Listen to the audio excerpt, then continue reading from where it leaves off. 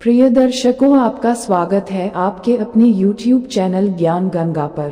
प्रिय दर्शकों, माता लक्ष्मी कहती है घर की यह 5 चीजें कभी दूसरों को नहीं देनी चाहिए। हमारे हाथ से दान में दिए गए इन 5 वस्तुओं से हमें भयंकर आपत्ति का सामना करना पड़ सकता है। तो चलिए आज हम आपको माँ लक्ष्मी द्वारा सुनाई गई एक प्राचीन कथा सुनाते हैं। इस कथा के माध्यम से आपको पता चल जाएगा कि एक स्त्री को अपने घर की वह कौन सी चीजें हैं जो दूसरों को नहीं देनी चाहिए। जो भी स्त्री यह चीजें दूसरों को दे देती है, माँ लक्ष्मी उसके घर को छोड़कर चली जाती है। इसीलिए दोस्तों, आप इस कथा को पूरा जरूर सुने, क्योंकि आधा अधूरा ज्ञान विष के समान घातक होता है। जो भी इस कथा को पूरा सुनता है, माँ लक्ष्मी उसकी झोली खुशियों से भर देती है। तो चलिए बिना देरी किए आपको वह प्राचीन कथा सुनाते हैं। दोस्तों, पूर्व काल की बात है। मध्य देश में एक अत्यंत शोभायमान नगरी थी। उस नगरी में एक सुकन्या नाम की स्त्री अपने पति और सास ससुर के साथ निवास करती थी। सुकन्या एक पतिव्रता नारी थी जो सत्य धर्म का पालन करने में तत्पर और गृह कार्य में दक्ष थी। सुकन्या का स्वभाव अत्यंत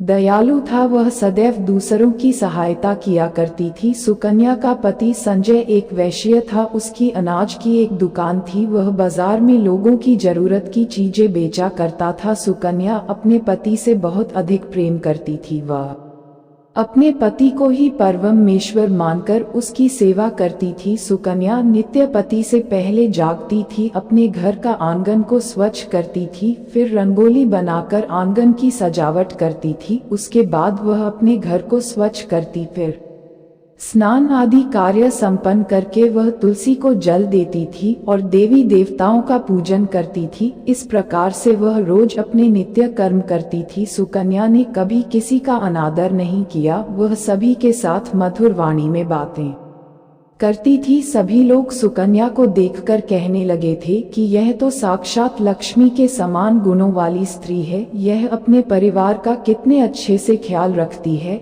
इसके अलावा सुकन्या दान धर्म करते समय कभी अपने हाथ पीछे नहीं खींचती थी। उसके द्वार पर जो भी याचक आता वह उसे दान दिए बगैर नहीं भेजती थी। उसके द्वार से कोई खाली हाथ नहीं जाता था। जो भी भूखा उसके द्वार पर आता तो वह भरपेट भोजन करके ही लौटता था, जिससे उसके द्वार पर आए हुए सभी याचक अत्यंत प्रसन्न होकर उसे आशीर्वाद देकर लौट जाते थे। इतना ही नहीं, सुकन्या अपने पड़ोसियों की भी सहायता करती थी। उसके पड़ोस में जो भी गरीब और दुखी लोग रहते थे उन्हें भी वह नित्य भोजन दिया करती थी। पड़ोसियों को जो जो चीजें लगती सुकन्या बिना विचार किए ही दे दिया करती थी, जिस कारण से सुकन्या के पड़ोसी भी उसका बहुत अधिक सम्मान करते थे। वे कहते थे, अहो, ये सुकन्या तो साक्षात देवी है। देवी साक्षात माँ अन्नपूर्णा ने ही सुकन्या के रूप में जन्म लिया है। लोग जब भी सुकन्या की प्रशंसा करते तो वे सभी उसके विषय में अच्छी बातें ही कहते, लेकिन लोगों की बातें सुनकर भी सुकन्या ने कभी घमंड नहीं किया। वह उन सभी को आदर और सम्मान से ही बातें किया करती थी। फिर एक दिन की बात है, सुकन्या की एक पड़ोसन उसके घर पर आती है। सुकन्या उसका स्वागत करती है और बड़े प्रेम से उसे कहती है, हे बहन, हमारे घर में तुम्हारा स्वागत है। आज किस कारण से तुम्हारा मेरे घर पर आगमन हुआ है? यदि कोई वस्तु चाहिए तो मुझसे मांग लो, मैं तुम्हारी अवश्य मदद करूंगी। सुकन्या की पड़ोसन कहती है, हे सुकन्या बहन, आज मेरे घर पर बहुत से रिश्तेदार आए हैं, उनके लिए मैं भोजन बना रही हूँ। इसीलिए मैं तुम्हारे पास रोटी बनाने के लिए चकला, बेलन और तवा मांगने आई हूँ। यदि तुम कुछ समय के लिए मुझे चकला, बेलन और तवा दे दोगी तो बड़ी कृपा होगी। मैं काम हो जाने के बाद तुम्हें जल्दी ही लौटा दूंगी। सुकन्या कहती है, हे बहन, इसमें क्या बड़ी बात है? अभी मुझे चकला बेलन की आवश्यकता नहीं है, इसीलिए तुम मेरा चकला, बेलन और तवा ले जा सकती हूँ। रुको, मैं अभी तुम्हें लाकर देती हूँ। फिर सुकन्या रसोई घर में जाती है और रसोई घर से चकला, बेलन और तवा लाकर उस पड़ोसन को देती है। तब पड़ोसन कहती है, हे बहन, तुम्हारा बहुत बहुत धन्यवाद। आज तुमने मेरा काम सफल कर दिया। मैं अपने मेहमानों को भोजन कराकर तुम्हारा चकला बेलन जल्दी से लौटा देती हूँ। सुकन्या कहती है, हे बहन, चिंता की कोई बात नहीं है, जब तुम्हारा कार्य पूर्ण हो जाएगा तब तुम मुझे लौटा देना। फिर वह पड़ोसन सुकन्या का चकला बेलन और तवा लेकर चली जाती है। कुछ समय बाद अन्य एक स्त्री सुकन्या के घर पर आती है। सुकन्या उसका भी प्रेम से स्वागत करती है और पूछती है, पधारो बहन, आज तुम्हें मुझसे क्या काम है? संकोच न करो और बताओ तुम्हें मुझसे क्या चाहिए, मैं तुम्हारी मदद जरूर करूंगी। सुकन्या, बहन, मेरे घर में बहुत गंदगी हो गई है और आज सुबह ही मेरा झाड़ू मेरे बेटे ने खेलते समय तोड़ दिया, इसलिए मुझे तुम्हारा झाड़ू चाहिए था, क्योंकि मेरे घर को साफ करने के लिए मेरे पास कुछ भी नहीं है, इसीलिए मैं तुम्हारे पास झाड़ू मांगने के लिए आई हूँ। यदि तुम्हें कोई समस्या ना हो तो कृपा करके मुझे अपने घर की झाड़ू दे दो, मैं अपना घर साफ करके तुम्हें झाड़ू वापस लौटा दूंगी। सुकन्या बिना विचार किए ही कहती है, हे बहन, बस झाड़ू ही तो है, इसमें क्या समस्या हो सकती है? तुम रुको, अभी मैं तुम्हें अपने घर की झाड़ू लाकर देती हूँ। इतना कहकर सुकन्या घर के अंदर जाती है और झाड़ू लेकर आती है और उस स्त्री को दे देती है। वह स्त्री सुकन्या के घर की झाड़ू लेकर चली जाती है। फिर कुछ देर बाद अन्य एक स्त्री सुकन्या के घर पर आती है। सुकन्या उसका भी बड़े प्रेम से स्वागत करती है। सुकन्या कहती है, पधारो बहन, क्या बात है, आज मेरे घर पर किस कारण से आना हुआ? तुम्हें जो कुछ भी चाहिए निसंकोच होकर कहो, मैं तुम्हारी सहायता करने का प्रयास अवश्य करूंगी। तब वह स्त्री कहती है, हे सुकन्या बहन, तुम बड़ी दयालु हो, मैंने तुम्हारे बारे में बहुत सुन है और तुम सभी की मदद करती रहती हो, इसीलिए मैं तुम्हारे पास एक छोटी सी मदद मांगने के लिए आई हूँ। सुकन्या कहती है, हे बहन, संकोच ना करो, तुम्हें जो कुछ भी चाहिए मांग लो, यदि मेरे बस में होगा तो मैं मना नहीं करूंगी, मैं तुम्हारी सहायता अवश्य करूंगी। तब वह स्त्री कहती है, हे सुकन्या बहन, आज मेरी बेटी को देखने के लिए लड़के वाले आ रहे हैं, इसीलिए मैं चिंता में हूँ। मेरे पास पहनने के लिए एक भी गहना नहीं है, तो मैं अपनी बेटी को क्या दूं? उसके पास पहनने के लिए अच्छे वस्त्र भी नहीं है, इसीलिए कृपा करके मुझे आप थोड़े गहने और वस्त्र उधार में दे दीजिए। केवल एक दिन के लिए, जब लड़के वाले देखकर चले जाएंगे तो मैं तुम्हारे गहने लौटा दूंगी। उस पड़ोसन की बात सुनकर सुकन्या कहती है, बस इतनी सी बात है बहन, तुम चिंता मत करो, तुम्हारी पुत्री मेरी छोटी बहन के जैसी है, उसकी सहायता मैं अवश्य करूंगी। मैं अभी तुम्हें मेरे गहने और साड़ी देती हूँ, जिसे पहनकर तुम्हारी पुत्री राजकुमारी लगेगी। फिर सुकन्या अंदर जाती है, गहने और साड़ी लेकर आती है और उस पड़ोसन को दे देती है। वह पड़ोसन प्रसन्न होकर सुकन्या के गहने और साड़ी लेकर चली जाती है। फिर शाम हो जाती है और अन्य एक पड़ोसन सुकन्या के घर पर आती है। सुकन्या उसका भी बड़े प्रेम से स्वागत करती है और कहती है, पधारो बहन, आज किस कारण से मेरे घर पर आना हुआ, बताओ, मैं तुम्हारी किस प्रकार से सहायता कर सकती हूँ? तुम्हें जो कुछ चाहिए निसंकोच होकर कहो, मैं तुम्हारी मदद जरूर करूंगी। वह पड़ोसन कहती है, हे सुकन्या बहन, तुम बड़ी दयालु हो और तुम सभी की मदद करती हो, इसीलिए मैं तुम्हारे पास आई हूँ। मेरा बच्चा भूखा है और उसे पिलाने के लिए दूध नहीं है, इसीलिए मैं तुम्हारे पास दूध मांगने के लिए आई थी। अगर थोड़ा सा दूध मिल जाता तो बड़ी कृपा होती। सुकन्या कहती है, अरे बहन, इसमें कौन सी बड़ी बात है, लो अभी मैं तुम्हें दूध दे देती हूँ। सुकन्या रसोई घर में जाती है और थोड़ा सा दूध लेकर आती और उस पड़ोसन को दे देती है। वह पड़ोसन प्रसन्नता से उस दूध को लेकर चली जाती है। इस प्रकार से सुकन्या अपने सभी पड़ोसियों की मदद कर देती है और प्रसन्न होकर घर का काम करने में लग जाती है। फिर रात होते ही उसका पति घर पर लौट आता है। सुकन्या अपने पति को प्रणाम करती है और उसकी खूब सेवा करती है। रात को दोनों पति पत्नी आनंद से सो जाते हैं। फिर दूसरे दिन वे जागते हैं तो उन्हें एक बहुत ही बुरी खबर कानों पर पड़ती है। एक आदमी दौड़ते हुए सुकन्या के घर पर आता है और सुकन्या के पति से कहता है, हे भाई, कल रात को किसी ने आपकी दुकान लूट ली है, सारा माल गायब है। सुकन्या का पति एकदम से घबरा जाता है और दौड़ते हुए अपनी दुकान पर जाता है तो देखता है उसका सारा माल किसी ने लूट लिया है। वह देखता है कि उसके दुकान में रखा हुआ सारा धन भी चोरी हो चुका है। वह दुखी और निराश होकर घर पर लौटता है और सुकन्या को सारी बात बताता है, जिसे सुनकर सुकन्या बहुत दुखी हो जाती है। सुकन्या कहती है, आप चिंता ना कीजिए जी, हमारे घर में अभी बहुत सारा धन रखा हुआ है जिससे आप फिर से व्यापार शुरू कर सकते हैं। फिर सुकन्या अपने घर की तिजोरी में देखती है तो वह भी पूरी तरह खाली दिखाई देती है। उसके अंदर का भी सारा माल अब चोरी हो चुका था। ये देखकर सुकन्या बहुत दुखी हो जाती है। उसे समझ में नहीं आता कि यह कैसे हुआ। सुकन्या का पति उस पर बहुत क्रोधित हो जाता है और पूछता है, सुकन्या सच बताओ, हमारे घर के अंदर रखा हुआ सारा पैसा कहाँ गया? सुकन्या कहती है, हे स्वामी, मैं घर पर ही थी, सारा धन तिजोरी में ही था, किसने इसे चुरा लिया पता नहीं, कृपया आप शांत हो जाए, हम कोई ना कोई उपाय जरूर ढूंढ लेंगे। सुकन्या का पति कहता है, ये जो तुम दूसरे लोगों को घर पर बुलाकर खिलाती हो, अनजान लोगों को घर में बुलाती हो, उसी का फल है। तुम्हारी मूर्खता के कारण आज मुझे ये दिन देखना पड़ रहा है। हर समय किसी ना किसी को दान देती रहती हो, यह उन्हीं में से किसी ने हमारे घर का सारा पैसा चुरा लिया है। क्रोध में आकर सुकन्या का पति उसे भला बुरा कहता है। सुकन्या की सास भी उसे बहुत कोसती है और कहती है, तुम ही इन पड़ोसियों को घर की चीजें देती रहती हो, बिना सोचे किसी की भी मदद कर देती हो, उन्हीं में से किसी ने सारा पैसा चुरा लिया है। घर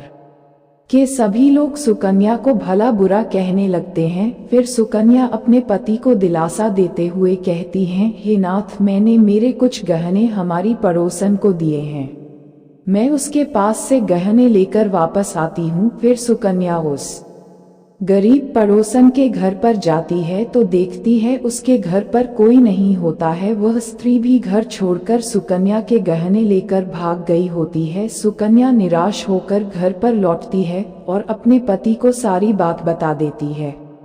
सुकन्या की बात सुनकर उसका पति आग बबूला हो जाता है और सुकन्या को भला बुरा कहने लगता है। सुकन्या का पति कहता है, तुम्हारी मूर्ख के कारण आज मुझे ये दिन देखना पड़ रहा है। हर समय किसी ना किसी को दान देती रहती हो, यह उन्हीं में से किसी ने हमारे घर का सारा पैसा चुरा लिया है। सुकन्या, तुम बड़ी मूर्ख हो, तुम्हारे ही कारण हमारा सारा धन वैभव चला गया है। तुम्हारे दान देने की आदत के कारण ही हमारे ऊपर यह मुसीबत आन पड़ी है। अब तू इस घर में नहीं रह सकती, तू अभी इसी क्षण इस घर को छोड़कर चली जा। सुकन्या कहती है, हे नाथ, आपके सिवा मेरा इस दुनिया में कोई नहीं है, मैं आपको छोड़कर कहाँ जाऊं। सुकन्या अपने पति को हाथ जोड़कर विनती करने लगती है। पति उसकी एक नहीं सुनता और उसे अपने घर से धक्के मारकर निकाल देता है और कहता है, अब तू इस घर से चली जा, कभी मेरे घर लौटकर मत आना। सुकन्या अपने पति को हाथ जोड़कर विनती करने लगती है, हे स्वामी, ऐसा ना कहिए, मैंने कोई अपराध नहीं किया है, आपके बगैर मैं जीवित नहीं रह सकती, मुझ दासी को आप घर से मत निकालिए। लेकिन सुकन्या का पति उसकी एक नहीं सुनता है और उसे अपने घर से धक्के मारकर निकाल देता है और कहता है, अब तू इस घर से चली जा और लौटकर मत आना, चाहे तो किसी नदी में कूदकर अपनी जान दे दे, लेकिन अब तू इस घर में मेरे साथ नहीं रह सकती। फिर सुकन्या दुखी होकर रोते हुए अपने पति के घर को छोड़कर चली जाती है। चलते चलते सुकन्या माता लक्ष्मी के मंदिर में जाती है और माँ लक्ष्मी से प्रार्थना करते हुए कहती है, हे माँ, मैंने ऐसा कौन सा पाप किया है जो मेरी ऐसी दशा हुई है? हे माँ लक्ष्मी, मैं तो नित्य आपकी पूजा करती थी, फिर भी आपने मेरा घर क्यों छोड़ा? कृपया मुझे बताओ माँ, मैंने ऐसा कौन सा अपराध किया जो आप मुझसे रूठ गई हो? फिर सुकन्या वहीं पर बैठकर सोचने लगती है, यदि मेरे पति मेरा स्वीकार नहीं करेंगे तो मैं जीवित रहकर क्या करूं? यदि मेरे ही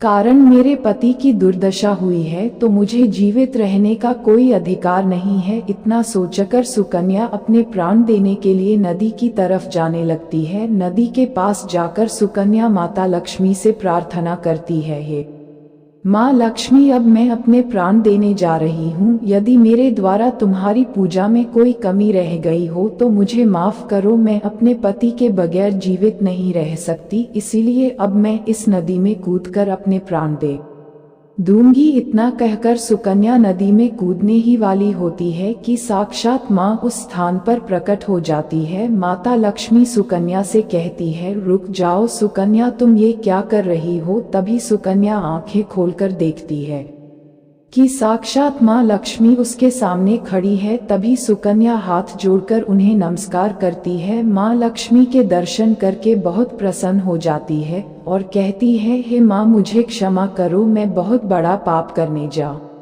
रही थी। माँ लक्ष्मी कहती है, हे सुकन्या, मनुष्य को स्वयं अपने प्राण नहीं लेने चाहिए। चाहे कितनी भी बड़ी मुसीबत सामने हो, आत्महत्या करना और किसी को उसे करने के लिए उकसाना दोनों भी बहुत बड़े महापाप है। इस पाप से मुक्ति आपको नरक लोक की कठोर से कठोर सजा पाकर ही मिलती है। आपको ईश्वर ने जो शरीर प्रदान किया है उसे ऐसे नष्ट नहीं करना चाहिए। सुकन्या कहती है, हे माँ, मैं विवश हूँ। मेरे पति ने मेरा त्याग किया है, मेरे ही कारण मेरे घर का सब कुछ लूट गया है, इसलिए मेरे पति ने मुझे छोड़ दिया है। पर मैं अपने पति को छोड़कर जीवित नहीं रह सकती। इसी कारण से मैं विवश होकर अपने प्राण देने जा रही थी। हे सुकन्या, मैं सब कुछ जानती हूँ और यह भी जानती हूँ कि तुम्हारे पति ने तुम्हारा त्याग क्यों किया है। ये सब तुम्हारी ही भूल के कारण हुआ है। तुमने अनजाने में कुछ ऐसा चीजों का दान किया था जिस कारण से मुझे तुम्हारा घर छोड़कर जाना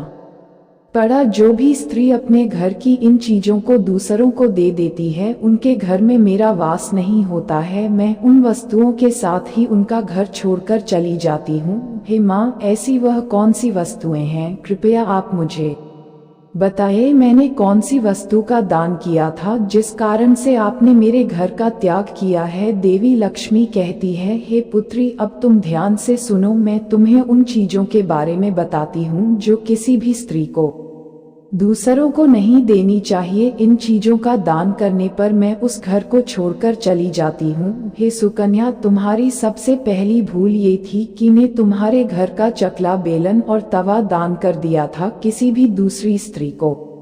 अपने घर का चकला, बेलन और तवा कभी नहीं देना चाहिए। रसोई घर में इन वस्तुओं का महत्व सबसे अधिक होता है। आपके घर में इन वस्तुओं की पवित्रता सदैव ही बनी रहनी चाहिए। इन्हीं वस्तुओं से आपके पूजा घर के भगवान को प्रसाद बनाया जाता है, इसीलिए इन वस्तुओं को हमेशा स्वच्छ और शुद्ध रखना चाहिए। दूसरों को देने पर यह अपवित्र हो सकती है और फिर इनका उपयोग करना अशुभ फल प्रदान करता है। हे सुकन्या, तुमने अपने रसोई घर के चकला, बेलन और तवा अपनी पड़ोसन को देकर पहली बड़ी भूल कर दी, जिस कारण तुम दरिद्रता का भागी बन गई। हे सुकन्या, अब तुम दूसरी वस्तु के विषय में सुनो। तुमने अपनी पड़ोसन को अपने घर में रखी हुई झाड़ू दे दी, जिस वस्तु में मेरा सदैव वास होता है, जो वस्तु मुझे सबसे अधिक प्रिय है। तुमने उसे ही दूसरे को दे दिया, तो फिर मैं तुम्हारे घर में कैसे ठहरती है। जो स्त्री अपने घर की झाड़ू दूसरों को दे देती है, मैं उसके घर को त्याग देती हूँ। इसी कारण तुम्हारे पति की दुकान चोर लूटकर चले गए। झाड़ू से घर की स्वच्छता की जाती है और जहाँ पर स्वच्छता होती है उसी स्थान पर मेरा वास होता है। ध्यान में रखना, घर में झाड़ू को हमेशा छिपा कर रखना चाहिए। झाड़ू पर बाहरी व्यक्ति की दृष्टि भी नहीं पड़नी चाहिए। झाड़ू एक अत्यंत पवित्र वस्तु है, इसे पैर नहीं लगाना चाहिए और इससे कभी विष्ठा आदि प्रकार की गंदगी भी साफ नहीं करनी चाहिए। माँ लक्ष्मी कहती है, हे सुकन्या, अब तुम तीसरी सफेद रंग की वस्तुओं के विषय में सुनो, जो एक स्त्री को दूसरी स्त्रियों को कभी भी नहीं देनी चाहिए। वह है संध्या समय पर घर का नमक, आटा और दूध तथा दही। ऐसा करने से घर में अनाज की कमी पड़ती है। ऐसा करने से घर में दरिद्रता छाई रहती है। अब सुनो, तुम्हारी चौथी सबसे बड़ी भूल ने खुद के आभूषण ही किसी दूसरे स्त्री को पहनने के लिए दिए। याद रखो, एक स्त्री को अपने आभूषण कभी अन्य महिला को नहीं देने चाहिए। स्त्री के 16 श्रृंगार में गहनों का बहुत अधिक महत्व होता है। एक विवाहित स्त्री को अपने आभूषण कभी अन्य स्त्री को पहनने के लिए नहीं देने चाहिए। जो स्त्री अपने आभूषण अन्य स्त्रियों को देती है उस स्त्री के घर में हमेशा पति पत्नी में क्लेश बना रहता है। मेरी नाराजगी के कारण ही तुम्हारी पड़ोसन तुम्हारे गहने लेकर दूसरे गांव चली गई है। सुकन्या, अब मैं तुम्हें 5वीं तथा तुम्हारे अंतिम भूल के बारे में बताती हूँ। वह है, दूसरे दिन सुबह सुबह तुम्हाने दूध का दान किया था। दूध बेचना अलग बात है और दूध का करना अलग बात है। ऐसे में तुमने सुबह सुबह दान देकर अपने ऊपर बड़ी मुसीबत ओढ़ ली। इसी के कारण तुम्हारे घर के तिजोरी में रखे गहने चोरी हो गए। मनुष्य को सही चीजों का दान करना पुण्यवान बनाता है, पर कुछ ऐसी वस्तुएं हैं जिसे हमें भूलकर भी दान में नहीं देना चाहिए। ऐसी वस्तुएं दान करने से जीवन में अशुभ काल शुरू होता ने भी सारी गलत चीजों का दान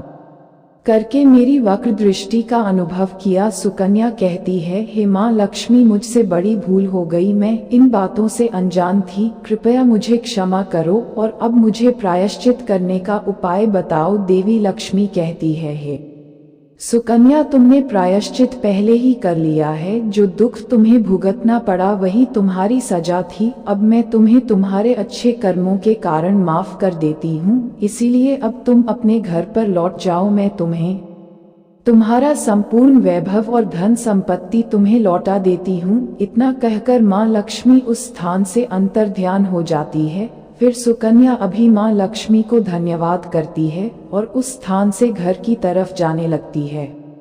तभी उसका पति ढूंढते हुए उसी की तरफ आ रहा होता है। वह सुकन्या के पास आकर उससे क्षमा मांगता है और कहता है, हे सुकन्या, मुझे माफ करो। मैंने तुम्हें बहुत भला बुरा कहा था। तुम तो साक्षात देवी के समान हो। माँ लक्ष्मी की कृपा से हमें अपना सारा धन वैभव वापस मिल गया है। जिन लोगों ने हमारा धन लूटा था उन सभी ने हमारा धन हमें लौटा दिया और तुम्हारा नाम लेते हुए क्षमा मांग। ये सुनकर सुकन्या बहुत प्रसन्न होती है और अपने पति के साथ घर पर लौट जाती है। माँ लक्ष्मी की कृपा से सुकन्या के घर में फिर से सुख समृद्धि आती है और उसके बाद से सुकन्या ने अपने घर की यह 4 चीजें कभी दूसरों को नहीं दी। तो दोस्तों, उम्मीद है आपको ये कथा पसंद आई होगी। वीडियो को लाइक जरूर करें और कमेंट में जय माँ लक्ष्मी जरूर लिखें। साथ ही हमारे चैनल ज्ञान गंगा को सब्सक्राइब करें। आप सभी का धन्यवाद।